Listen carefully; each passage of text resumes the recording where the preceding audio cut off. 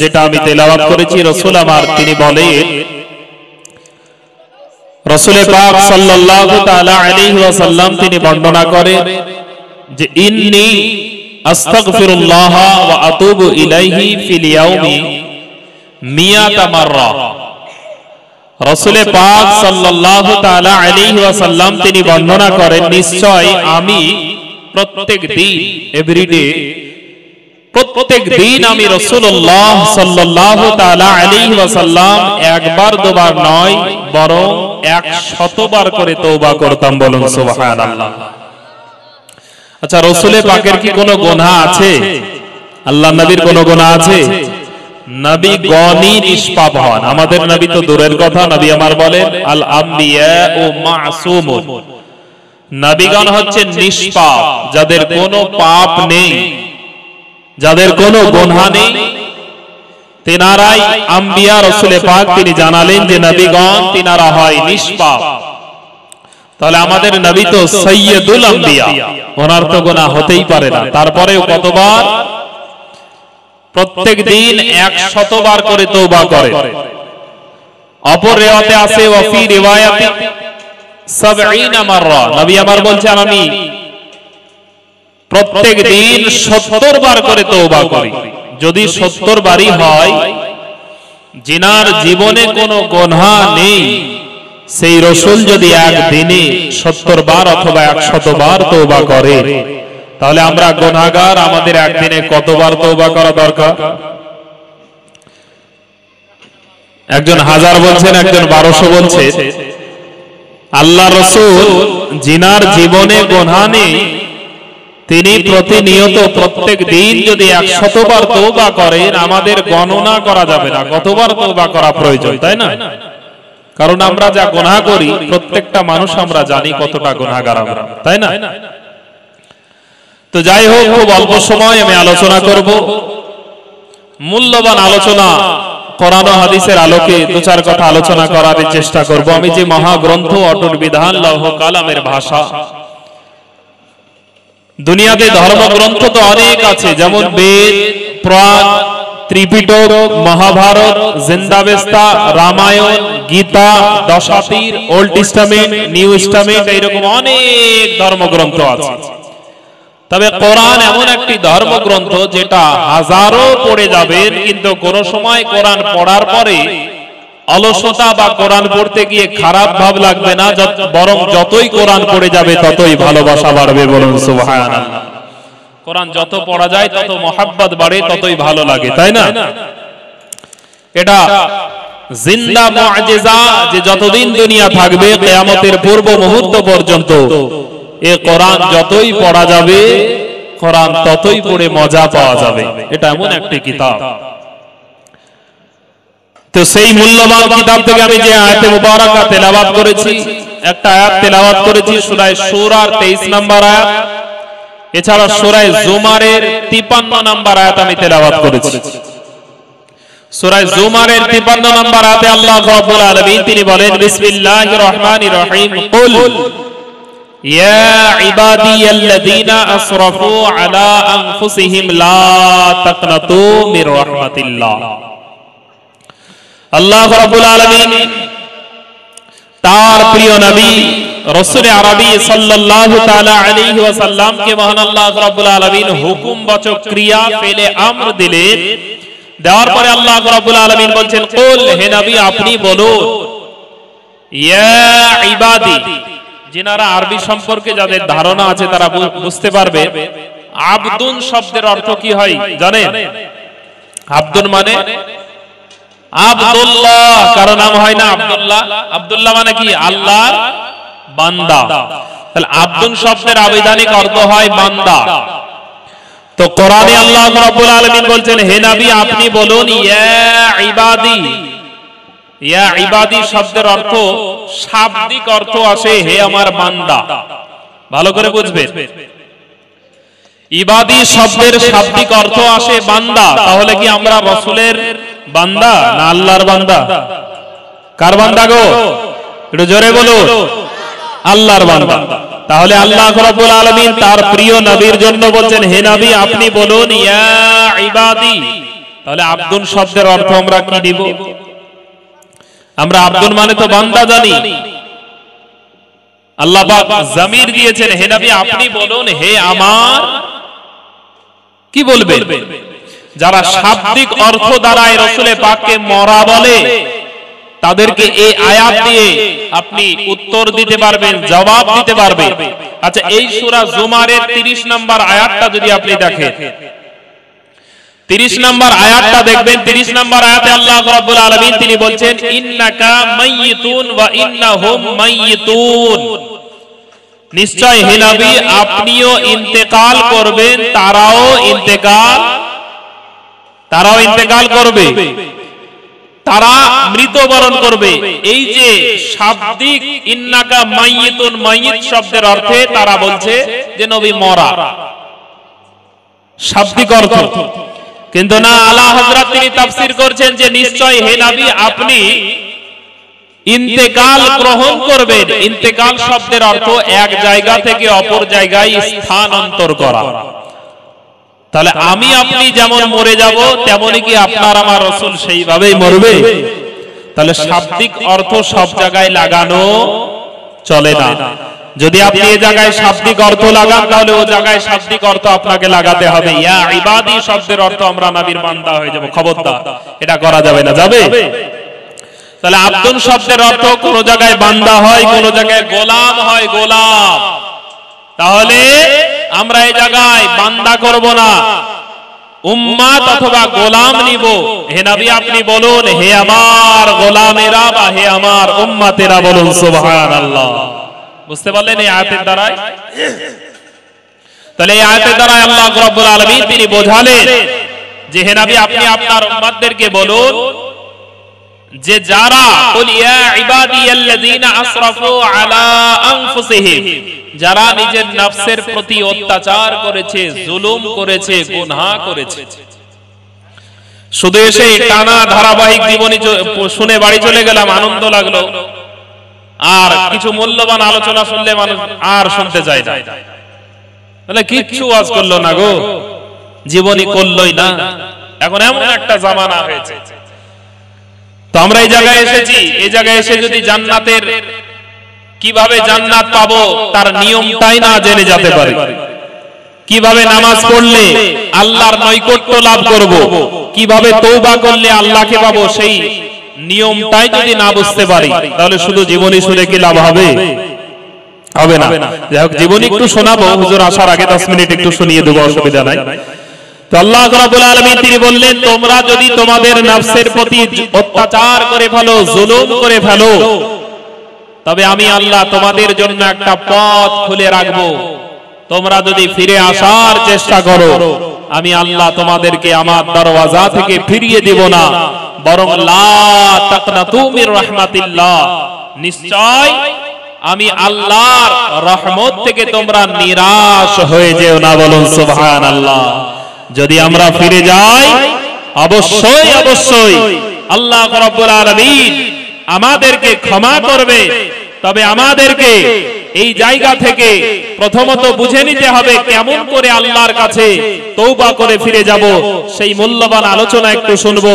তার পূর্বে হযরত ইমামে হাসান ও হুসাইন রাদিয়াল্লাহু তাআলা আনহুমা নওয়াসায়ে রাসূল, রাসূল বংশের ঘরানা বা আহলে বায়াতের ভালোবাসা আমাদের দিলে কেন রাখবো, কি কারণে রাখবো, সে আয়াতটাও আমি পড়েছি।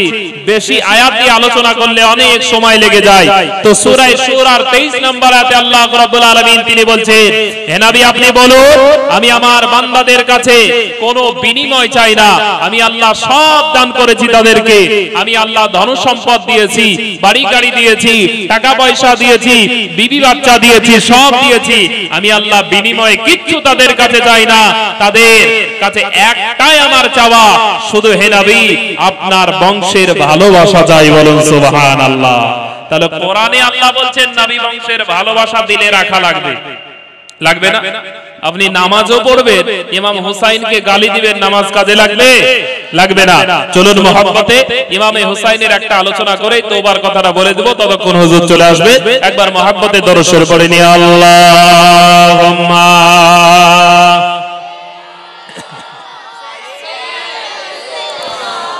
মাওলানা মুহাম্মদ ওয়া আলা আলি সাইয়্যিদিনা মুহাম্মদ সাল্লাল্লাহু আলা মুহাম্মাদিন मुहम्मद हरदम ज़बान से निकाला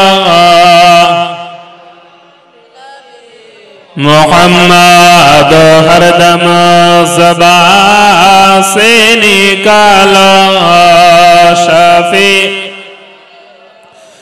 मुहम्मद सल्लल्लाहु ताला अलैहि वसल्लम मिल्लाते इस्लामिया আমার নামাজ পড়া যেমন লাগবে নামাজের সঙ্গে সঙ্গে আপনাকে নবী বংশের ভালোবাসা আপনার দিলে রাখা লাগবে আপনি যেমন করে দুনিয়াতে ঈমানদার যদি দাবি করেন তবে নবী বংশের ভালোবাসা দিলে রাখা লাগবে আল্লাহর নবীর বংশের ভালোবাসা যদি দিলে না রাখেন তবে আপনি মুমিন হতে পারবেন না পূর্ণ যতই নামাজ পড়ুন না কেন ইমাম হুসাইন এমন একজন ব্যক্তি যিনি জান্নাতে আপনার কিনা পুরুষের সরদার হবে এবং বিবি ফাতেমা জোহরা রাদিয়াল্লাহু তাআলা আনহা উনি মহিলাদের সরদারিনী হবে তাই তিনাদের ভালোবাসা কেমন রাখা লাগবে ছোট্ট একটা ওয়াকিয়া আপনাদেরকে শোনাবো হযরত ইমাম হাসান এবং হুসাইন রাদিয়াল্লাহু তাআলা আনহুমা ইনাদের দুইজনের ভালোবাসা শুধু যে আমরা ভালোবাসি এমনটা নয় যে হাসান এবং হুসাইনকে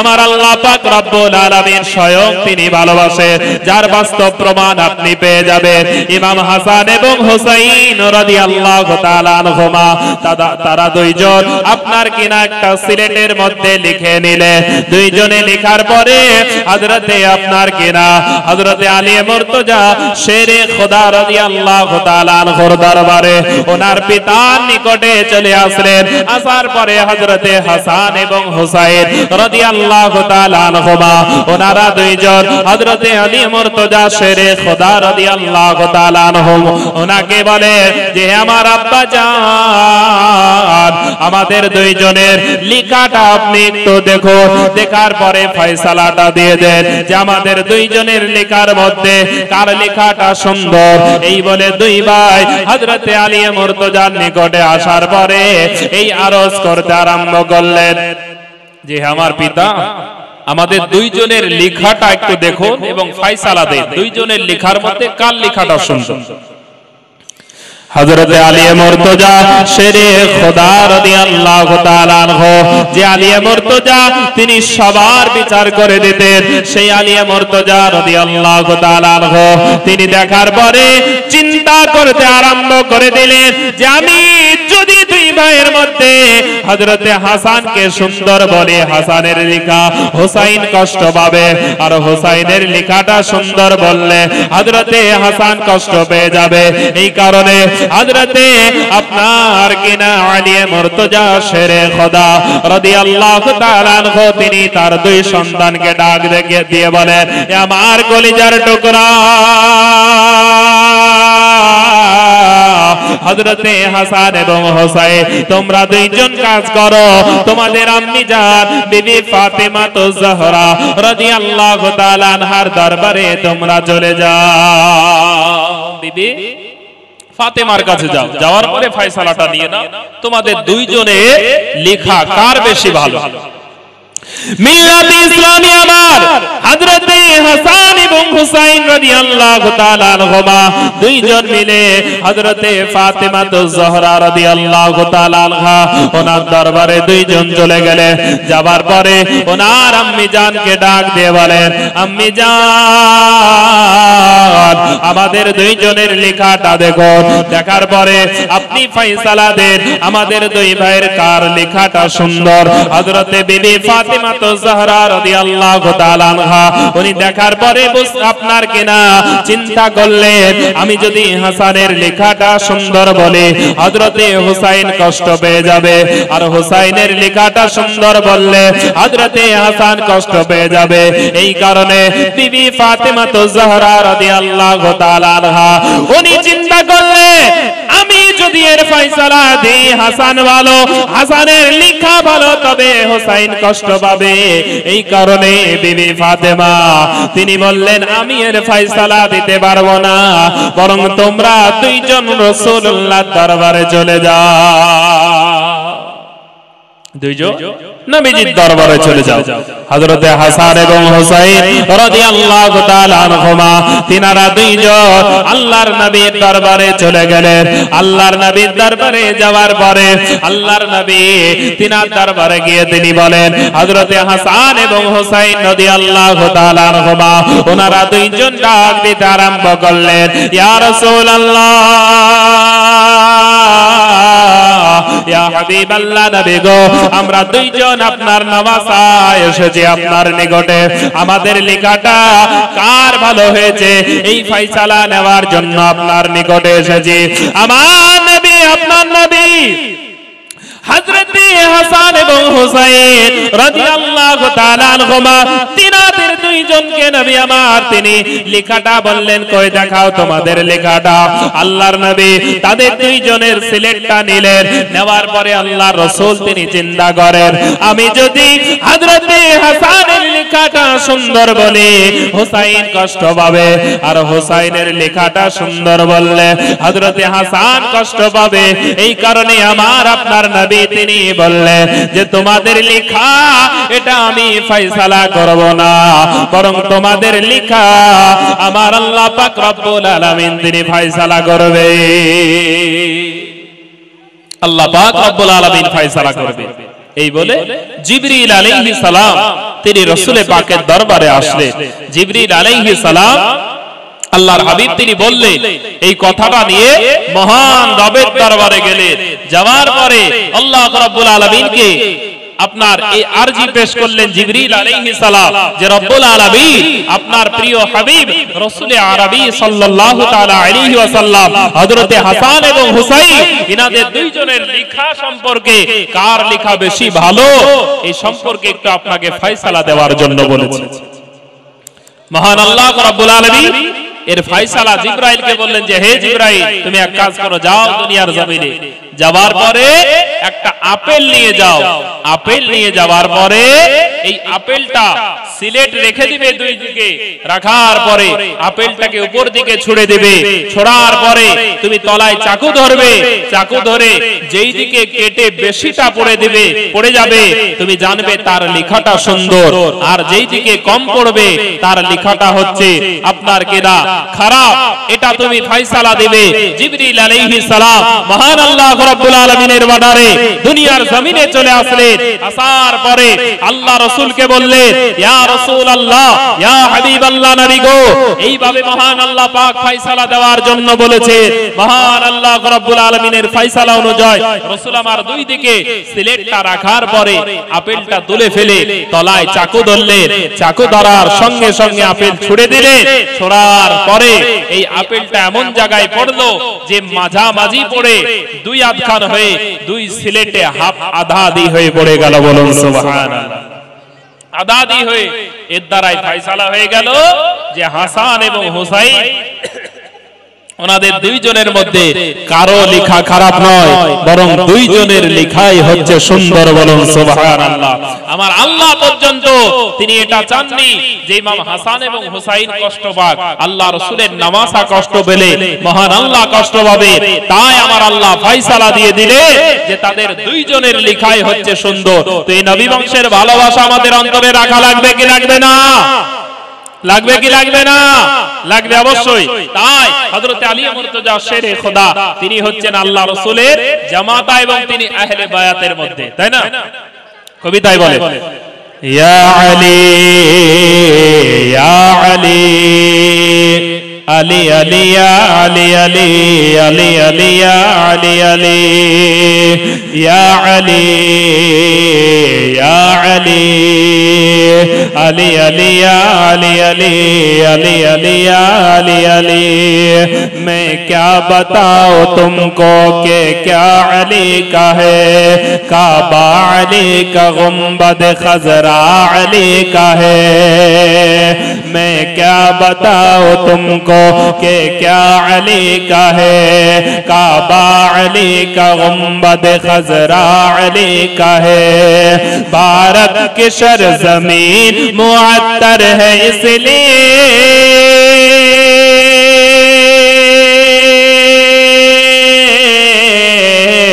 भारत की सरजमीन मुअत्तर है इसलिए, ख्वाजा पिया की जलवे में जलवाले का है।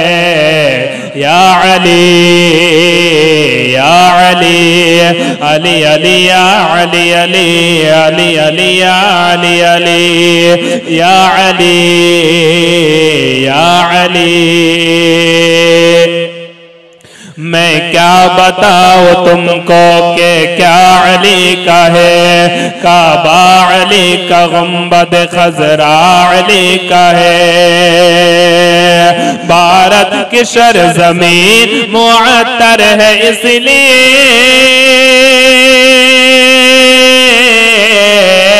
भारत की सरजमीन मुअत्तर है इसलिए, ख्वाजा पिया के जलवे में जलवाले का है। या अली या अली। मैदान में वो शेर खुदा का जिधर गया, कुफ्फार बोले भाग के अब तन से सर गया। मैदान में वो शेर खुदा का जिधर गया, कुफ्फार बोले भाग के अब तन से सर गया। ताकत खुदा ने बख्शी उनको इस कदर,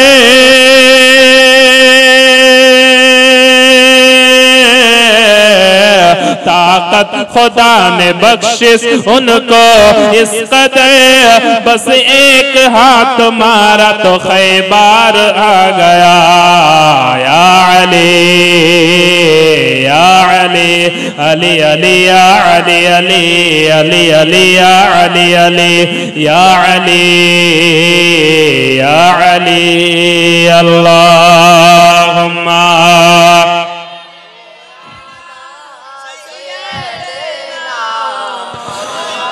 मौलाना मुहम्मद व अला आले सय्यिदिना सल्लल्लाहु अला मुहम्मदिन सल्लल्लाहु अला मुहम्मद। हरदम ज़बान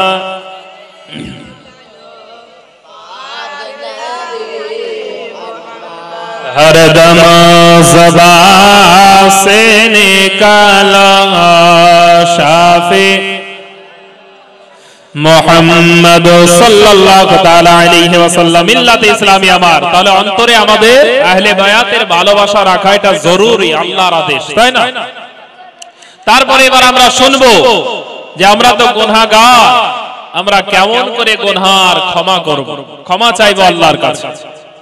আল্লাহ রাব্বুল আলামিন তিনি ওটাই জানালেন, যদি তোমরা তোমাদের নফসের প্রতি অত্যাচার করে ফেলো, তোমাদের নফসের প্রতি যদি জুলুম করে ফেলো, তবে তোমরা আল্লাহর রহমত থেকে নিরাশ হয়ে যেও না, নিরাশ হয়ে যেও না। বরং যারা গুনাহ করে ফেলবে, আল্লাহ পাক রব্বুল আলামিন তিনার হাবিবের দরবারে আমাদেরকে যাওয়া লাগবে। আল্লাহ রব্বুল আলামিন তিনি জানেন, ওয়ালাউ আন্নাহুম ইয যালামু আনফুসাহুম যাও, যদি আমাদের নফসের প্রতি অত্যাচার হয়ে যায়, গুনাহ করে ফেলি, আল্লাহর হাবিবের দরবারে যেতে হবে। তবে আমরা বিখ্যাত একজন সাহাবী যিনার নাম হযরতে সালাবাতুল আনসারী রাদিয়াল্লাহু তাআলা আনহু, এই সালাবাতুল আনসারী রাদিয়াল্লাহু তাআলা আনহু তিনি এমন একজন সাহাবী যিনি মদিনার সাহাবী ছিলেন হযরত সালাবাতুল আনসারী রাদিয়াল্লাহু তাআলা আনহু। এই সালাবাতুল আনসারী তেনার কাছে যখন মক্কা থেকে রাসূল আমার হিজরত করে মদিনায় চলে গেলেন, যাওয়ার পরে অনেক সাহাবী কেরাম মক্কা থেকে মদিনায় তেনার সঙ্গে গিয়েছিলেন।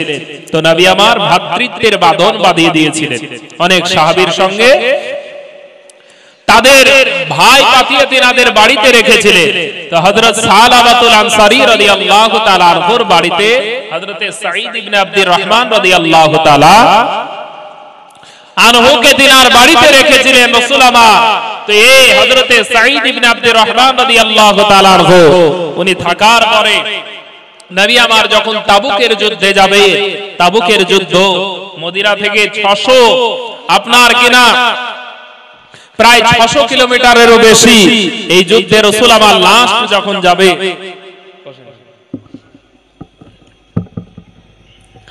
তো রাসূল আমার যখন যুদ্ধে যাবে তার পূর্বে যাকে যাকে নিবেন নিয়ে নিলেন। তবে হযরতে সালাবাতুল আনসারী রাদিয়াল্লাহু তাআলা আনহু ওনার বাড়িতে রেখেছিলেন হযরতে সাঈদ ইবনে আব্দুর রহমান রাদিয়াল্লাহু তাআলা আনহু, ওনাকে রাখলে তবে ওনাকে নিলেন। আর হযরতে সালাবাতুল আনসারী রাদিয়াল্লাহু তাআলা আনহু ওনাকে কিন্তু নিলেন না, ওনাকে নিলেন না। সালাবাতুল আনসারী তিনি বাড়িতেই থাকলে, ওনারা যুদ্ধে চলে গেলেন। আর এই যুদ্ধে যাওয়া শোনার সঙ্গে সঙ্গে রোম সাম্রাজ্যের যে ব্যক্তি প্রায় 300 থেকে 350 সৈন্য নিয়ে যুদ্ধের জন্য দাঁড়িয়েছিল, আমার আল্লাহ পাক রব্বুল আলামিন তিনার রাসূল যখন বাড়ি থেকে বের হলেন, 1 মাসের দূরত্ব থেকে আল্লাহ পাক তিনাকে সহযোগিতা করে এই রোম সাম্রাজ্যের রাজা তার 3.5 লক্ষ সৈন্য নিয়ে তারা পালিয়ে গেল। বলুন সুবহানাল্লাহ। আল্লাহ রাসূল গেলেন, সে জায়গায় গিয়ে ফাঁকা ফাঁকা জয়লাভ করে তিনি কালেমার পতাকা গেড়ে দিলেন হযরত রাসূল পাক সাল্লাল্লাহু আলাইহি সাল্লাম। তো আপনার আমার নবীকে আমার আল্লাহ 5টা এমন স্পেশাল আমার আল্লাহ পাক রব্বুল আলামিন ফজিলত দিয়েছেন, এমন পাওয়ার দিয়েছেন, বাকি কোন নবীকে 5টা আমার আল্লাহ পাক এই পাওয়ারটা দেননি, 5টা নিয়ামত দেননি। 1 নাম্বার আপনি সূরা সাবার 28 নম্বর আয়াতে পেয়ে যাবেন যে 1 নাম্বার রাসূল পাকের জন্য আল্লাহ তাম পৃথিবীকে মসজিদ বানিয়েছে।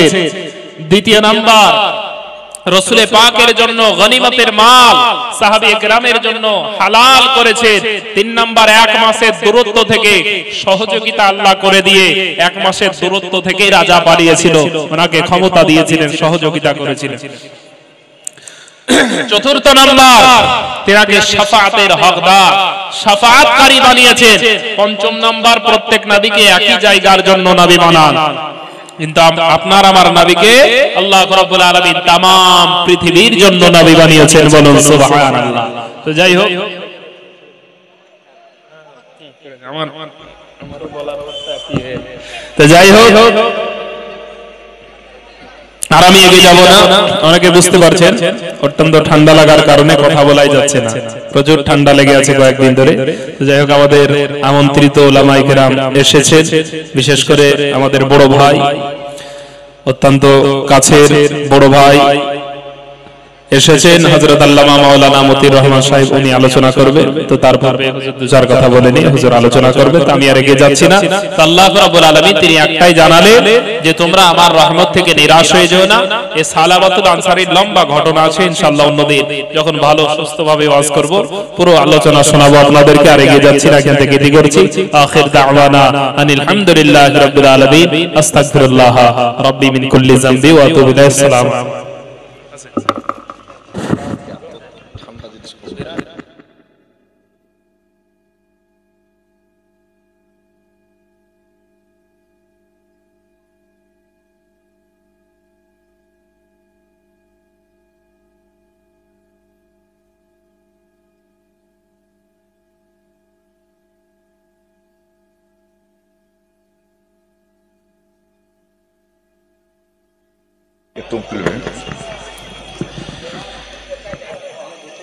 আসসালামু আলাইকুম ওয়া রাহমাতুল্লাহি ওয়া বারাকাতুহু।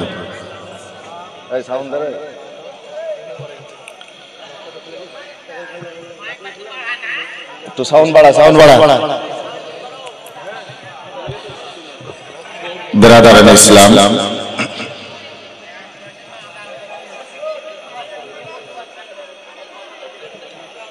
মঞ্চের সামনে যে সমস্ত শ্রোতারা রয়েছে তার ভিতরে সবই তো দেখছি মাদ্রাসার ছাত্র।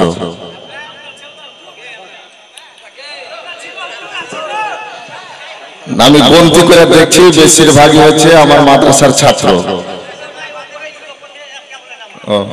কিন্তু গ্রামে তো বলরামপুরে প্রায় 350-400 ঘর বসতি গো। খিচড়ি সবাই আসবে। আলামাল নিয়াত, যার যেটা নিয়াত সেটা। তো যা হোক, বাইরে দাঁড়িয়ে আছে যুবক ভাইরা, মা বোনদেরকে বলবো একটু করে সাইড দিবেন, দেওয়ালের সাইড দিয়ে পাঁচিলের সাইড দিয়ে একটু রাস্তাটা রাখবেন, ভিতরে আসার সুযোগটা করে দিবেন যাতে আপনাদেরকে সরাতে না বলতে না হয়। তো যাই হোক, বলরামপুর, পান্তপাড়া বা যতদূর আমার আওয়াজ যাচ্ছে সকল ভাইদেরকে বলবো, বাবাদেরকে বলবো যে দেরি না করে আপনারা চলে আসেন। আজকে যে মিলাদের আয়োজন করা হয়েছে, মিলাদ না, এটা জালসায় ধরে, এটা মিলাদ না, মিনি